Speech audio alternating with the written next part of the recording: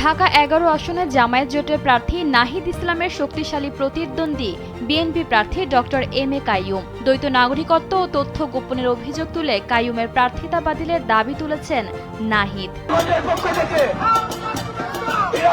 গত ৩ ফেব্রুয়ারি নাহিদ ইসলামের করা রিটটি সরাসরি খারিজ করে দিয়েছিলেন হাইকোর্ট, যার ফলে ডক্টর কাইয়ুমের প্রার্থিতা বৈধ বলে টিকে যায়। তবে এই রায়ে সন্তুষ্টি না হয়ে নাহিদ ইসলাম উচ্চ আদালতে আপিল করেছেন।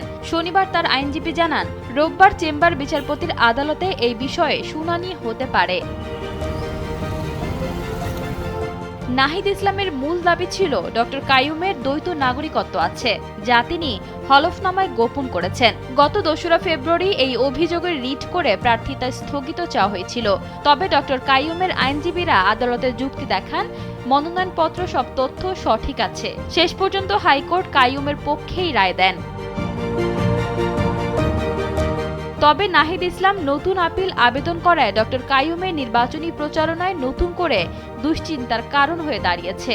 শেষ অবধি দেখার বিষয় আদালতের রায় কাইয়ুমের পক্ষে বহাল থাকে নাকি কোনো নতুন নির্দেশনা আসে।